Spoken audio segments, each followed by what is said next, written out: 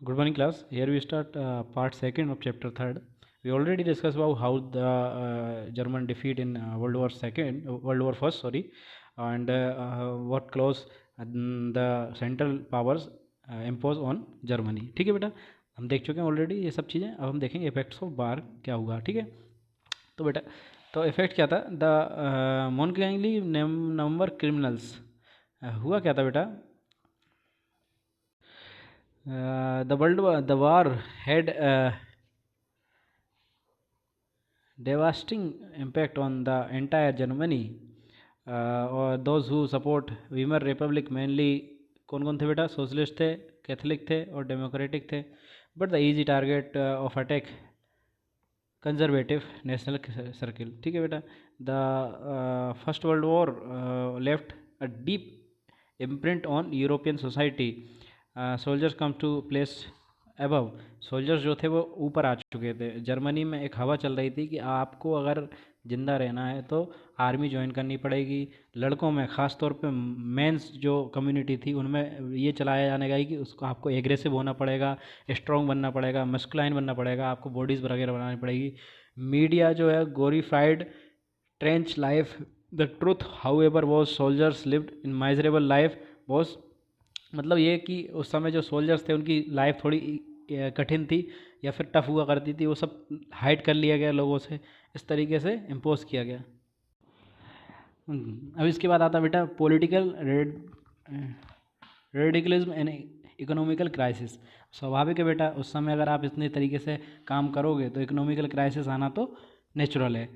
The birth of Weimar Republic coincide the revolutionary uprising. लेकिन देखो बेटा, जर्मनी के ऊपर इम्पोज तो किया गया था डेमोक्रेसी, लेकिन जर्मनी के लोग चाहते थे कि हमें चाहिए रशियन रिवोल्यूशन जैसा बोल्शेविक सोसाइटी. ठीक है, लेकिन अब एकदम से तो मिल नहीं सकती थी क्योंकि अभी आप वर्ल्ड वार से हारे हुए हो. ठीक है ना. तो अब इसमें हुआ क्या बेटा. 1923 German had fought the world war largely. Loans had to pay for reparations in gold. ठीक है, यहाँ हुआ क्या था बेटा. देखो अब लीडिंग इंडस्ट्रीज़ जो लीडिंग इंडस्ट्रियल एरिया जो था, रूर वगैरह, क्लाइम, कोल, ये जर्मनी, ये सब चीज़ें क्या किए गए थे, इन लोगों के पास बैन कर दी गई थी, बंद कर दी गई थी. ठीक है, और इन्हें क्या कहता है जर्मन यूएस और इनके पास था नहीं अब कुछ करने को. तो अब जो नॉर्मली आइडिया आता है कि सभी के दिमाग में आता है कि एक काम करो, नोट छाप लो. ठीक है, बहुत सारे नोट छाप लो. अपने पास पैसा तो ही नहीं है, लेकिन अपने पास अगर अपन पैसे छाप लें तो अपने पास क्या होगा, अपने पास पैसा आ जाएगा और अपन माला माल हो जाएंगे दोबारा से, और शुरू से हम लोग शुरू कर सकते हैं. तो उस समय लेकिन ये गलत हो गया. इससे क्या होता है बेटा, नोट तो आप छाप सकते हो, लेकिन उससे जो अदर कंट्री में आपकी ट्रेडिंग की कैपेसिटी है वो डिक्रीज हो जाती है, वो डिक्लाइन हो जाती है, वो डिक्लाइन हो जाती है. उससे क्या आता है, हाइपर इन्फ्लेशन आता है. हाइपर इन्फ्लेशन कहते हैं उस कंडीशन को. ठीक है बेटा, तो आप ऐसा नहीं कर सकते कि आपको अगर आपके पास पैसा नहीं है तो आप पैसा छाप लो, अपना ही तो है. ठीक है ना. उस समय हुआ क्या था बेटा, स्टार्टिंग में यूएस डॉलर के 24,000 के इक्वल था, लेकिन वो अगस्त तक आते आते कितना हो गया था बेटा, ये देखो 46,21,000 के इक्वल हो गया था. मतलब एक जर्मन जो डॉलर हुआ करता था वो कितने बराबर हो गया था यूएस के, 46-20 लाख के बराबर. अब हाँ, आपके पास पैसा तो भर है लेकिन पैसे की कोई कीमत नहीं है. वहाँ पे लोग ऐसी स्थिति में आ गए थे कि बेटा गले में प्लेट डाल के घूमते थे कि बेटा हमें कोई भी रोजगार दे दो. गले में इनकी प्लेट होती थी कि हम पेंटिंग वेंटिंग कुछ भी करने को तैयार हैं. ठीक है ना. स्थिति थी. आप फोटो में देखो कितना कितना ज़्यादा वो है. ठीक है ना. लोग बेघर हो चुके हैं, सब कुछ हो चुका है. ठीक है, अब इसमें आता है अपना मेन कंडीशन आती है. इसमें आता है एक बेटा आदि है डेविस प्लान किसका था बेटा, यूएसए को. जिसने हराया था वही आगे हाथ मिलाने लगा. यूएसए ने बोला जर्मनी से बेटा एक काम करो, तुम डेविस प्लान पे साइन कर लो. डेविस प्लान क्या था बेटा, डेविस प्लान ये था कि तुम्हारी जो जगह है, जर्मनी का जो एम्पायर है, जर्मनी में हम लोग क्या करेंगे, जर्मनी में हम लोग करेंगे प्लांट करेंगे, प्लांट बनाएंगे, फैक्ट्री बनाएंगे. उनसे जो पैसा आएगा वो हम जो 6 बिलियन तुम्हारे ऊपर जो डेप्थ है देना है, 6 मिलियन जो तुम्हें लोगों को, उससे जो अर्निंग होगी वो तुम उससे दे देना. तो जर्मनी ने उससे डेविस प्लान से उनके साथ ट्रीटी हुई. ठीक है बेटा, ये यहाँ तक था. लेकिन बेटा आप लोगों ने घर में सुना होगा, जो लोग जितने जल्दी ऊपर उठते हैं उतने जल्दी गिर भी जाते हैं. नॉर्मल है ये प्रिंसिपल, सभी के लिए लागू नहीं होता, लेकिन यूएसए के लिए यहाँ पे लागू होता है. हुआ क्या था बेटा, 1924-1928 some stability at the build of sand. अब हुआ क्या था बेटा, 1929 में हुआ एकदम से बॉल ऑफ स्ट्रीट जो एक्सचेंज है. बॉल ऑफ स्ट्रीट बेटा जहाँ से ये जो ट्रेडिंग होती है, जो पूरा मेन बाजार है अमेरिका का, वहाँ एकदम से फॉल हुआ. Fear of falls prices. One of single days 24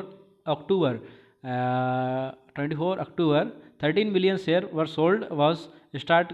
मतलब बहुत ज़्यादा ज़ोर से फॉल हुआ और सब धीरे धीरे जिन लोगों ने भी इन्वेस्ट किया था सबने अपने पैसे वैसे वापस खींचना चालू कर दिए, ठीक है ना। Factory shut downs, export fail, farmers are badly hit, expected withdraw their money from their market, effect of that कि भाई उसमें यूएसओ की जो इकनॉमी थी वो फॉल हो गई।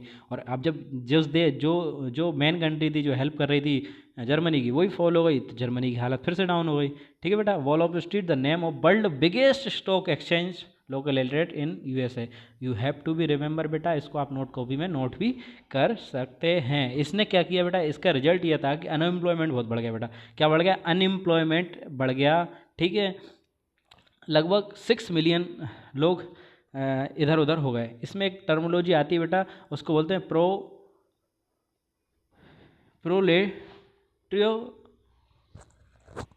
मिल नहीं रहा है, एक मिनट रुको बेटा, ये है टर्मोलॉजी प्रोलिटरेशन, ये है टर्म वो, ठीक है।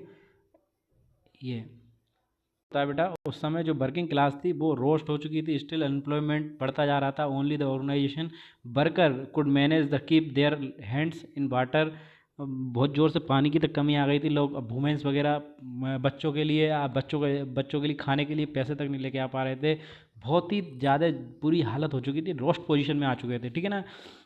उस समय Weimar Republic was fragile, the Weimar constitution had some inherent defeat which made in unstable and vulnerable burnable conditions, ठीक है बेटा। One was the proportional representative that made achieve a majority by the one party new possible task. असल में हुआ क्या था, जब इनके ऊपर जो डेमोक्रेसी इम्पोज की गई थी, बीमर जो पार्टी थी उसमें सभी का रिप्रेजेंटेशन था। सभी का रिप्रेजेंटेशन उन्होंने से भाई आपका रिप्रेजेंटेशन तो ले लिया, लेकिन आपके पास बहुमत नहीं है तो आप काम ढंग से नहीं कर पाते हैं, ठीक है बेटा। इस पर आर्टिकल नंबर 18 था, वो ज़्यादा लॉस था। उसमें लिखा था कि प्रेसिडेंट जब चाहे इमरजेंसी इम्पोज कर सकता है, सिविल राइट सस्पेंड कर सकता है। वो भी बहुत ज़्यादा अपने मन से उन्होंने इमरजेंसी लगाई, ठीक है। और उस समय बहुत आदमी परेशान हुआ, ठीक है ना। तो इस वर्ड का मतलब देखो यहाँ पे लिखा हुआ है, to become the impoverished to level of working class, ठीक है ना बेटा। अब इसके आगे हम अगली क्लास में पढ़ेंगे। Thank you.